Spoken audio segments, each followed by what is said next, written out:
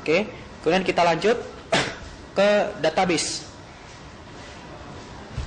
Jadi database itu digunakan untuk mengatur database resource yang digunakan dalam game kita. Misalkan antara tampilan pemain, karakter, atribut pemain, item, senjata, tileset yang digunakan, dan lain-lain. Itu kita bisa atur di database. Oke, untuk kita langsung praktek aja. Jadi untuk masuk ke menu database, kita masuk ke tools, database. Nah, di sini kita bisa lihat berbagai database yang bisa kita ganti. Mulai dari aktor, jadi aktor pertama, ini yang karakter default yang akan digunakan saat game kita dimulai. Misalkan di sini karakter grafiknya saya ganti dengan karakter lain. Karakter utamanya saya ganti dengan naga misalnya, atau karakter utamanya saya ganti dengan karakter lain. Misalkan naga, oke. Apply. Nah, sewaktu dimainkan,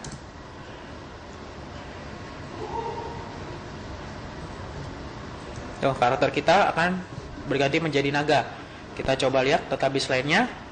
Ada class, skill, item, weapon, armor, enemies, troop, states, animation.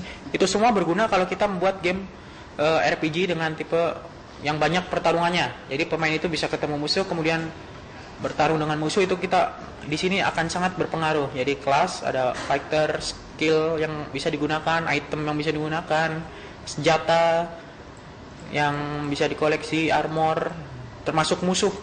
Kita bisa buat musuh di sini, termasuk atributnya. Jadi berapa hit point yang dia punya, strength, agility, dan sebagainya.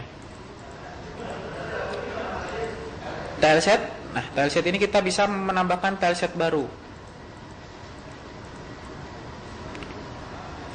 Kita bisa mengganti tileset yang ada. Di sini tileset grafik yang digunakan. Jadi tileset grafik mana yang digunakan? Untuk menambahkan tileset baru, kita akan coba nanti di bagian material base.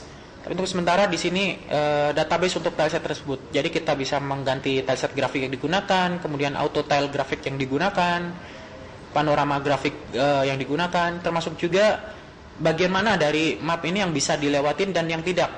Bisa terlihat di sini, yang tidak bisa dilewati akan ditandai dengan silang.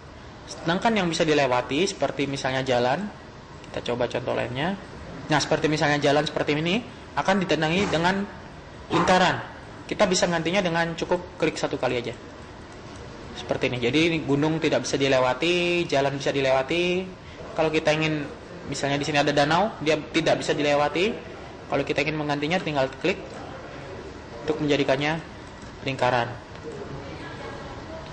Passage, jadi ini dia bisa dilewati dari sebelah mana. Misalnya pagar ini, dia tidak bisa dilewati kalau pemain dari arah bawah. Seperti kita lihat, dia tidak ada arah panah atasnya. Artinya pagar ini tidak bisa dilewati kalau pemain dari bawah ke atas, kayak gitu. Priority seberapa, misalkan pohon dan pemain. Kalau pohon prioritinya 5, artinya dia akan berada di depan. Kalau pemain melewati itu, dia akan ada di belakang pohon tersebut. Kalau jalan, biasanya prioritinya rendah atau tidak ada priority, artinya pemain akan berjalan di atasnya. Bush flag, itu misalkan kalau ada semak-semak, maka kaki pemain akan terlihat transparan kayak gitu. Terrain flag, lain-lain. Common events, oke, kita lewati dulu. Kemudian sistem. Nah, di sini kita bisa mengganti window skin grafik atau tampilan dari game kita. Ini banyak sekali di internet contoh-contoh blue skin yang bisa Anda import nanti, kemudian Anda ganti. Title grafik. Nah, jika Anda ingin mengganti title grafik, Anda bisa menggantinya di sini. Tapi Anda harus import dulu melalui material base. Game over grafik sama aja. Kemudian di sini termasuk juga suara yang dimainkan waktu misalkan menu dipilih, kemudian waktu memasuki equip, dan lain-lain. Title BGM, jadi waktu layar title itu lagu apa yang akan dimainkan, kita bisa menggantinya di sini. Oke, mungkin itu untuk database. Silahkan dieksplor lebih lanjut. Untuk lebih lengkapnya ada di modul juga. Kemudian kita langsung masuk ke material base. Jadi material base itu tempat import atau export resource game. Jadi misalkan kita ingin membuat karakter kita. Di sini saya punya karakter custom yang sudah dibuat. Maaf, sebentar.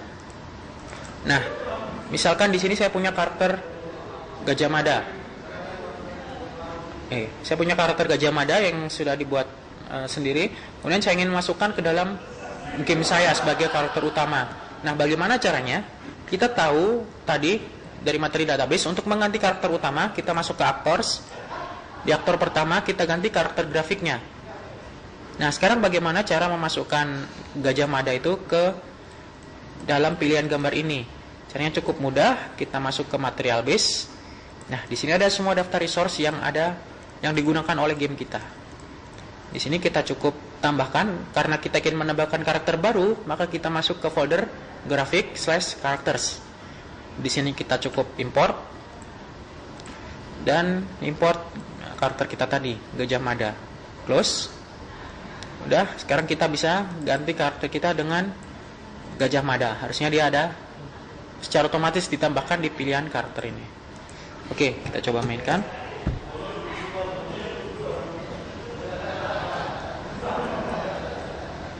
Nah, karakter Gajah Mada sudah bisa digunakan di game kita. Termasuk juga sama aja penggunaannya kalau kita ingin memasukkan lagu sendiri, lagu yang ingin digunakan, atau mungkin gambar untuk layar permulaan, game over, ataupun auto tiles. Anda bisa import atau Anda bisa ekspor dulu. Misalkan karakter ini Anda ingin edit gitu, Anda bisa ekspor dulu, ekspor ke desktop misalnya Lancer. Nah, dari gambar tersebut bisa Anda edit. Tapi yang harus diperhatikan adalah tata aturan pembuatan gambar ini. Jadi kita bisa lihat untuk gambar karakter dia terdiri dari 4x4 kotak, di mana per kotaknya baris pertama adalah karakter yang menghadap ke arah depan gitu. Dan untuk tiap-tiap kotak adalah sequence jalannya. Jadi jalan karakter itu gimana kayak gitu. Yang baris kedua adalah hadap kiri, hadap kanan, dan baris terakhir adalah yang jalan ke atas, ke arah atas kayak gitu. Tata aturannya harus sama, dan tiap-tiap kotak ini ukurannya juga harus sama untuk tiap kotaknya. Sama juga untuk tile sets. Untuk tile set ini per kotak adalah 32 x 32 pixel.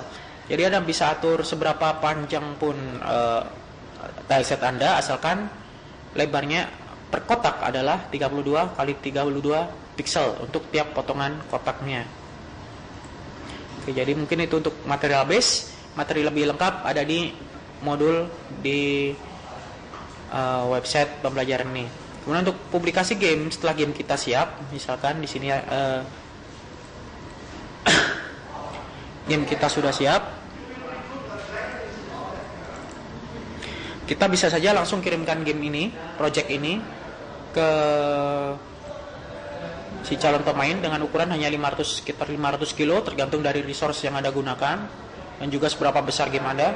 Bisa langsung Anda kirimkan, tetapi si pemain itu harus menginstal engine untuk RPG Maker yang tersedia secara gratis di websitenya RPG Maker.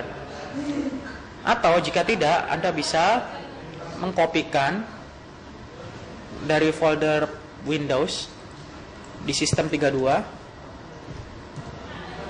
Di sana ada file RGSS 100J, 102E dan 102J.dll, RGSS 100J.dll. Nah, di situ bisa Anda copy semua DLL. Anda masukkan ke folder game Anda tadi. Jadi Anda kopikan ke sini.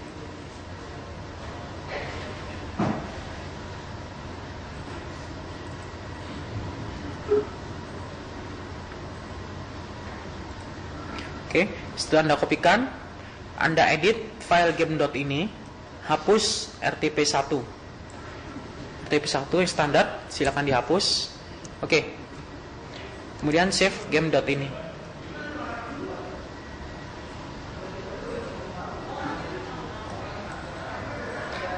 Nah, game Anda sudah bisa disebarluaskan tanpa harus menginstalasi engine RPG Maker terlebih dahulu.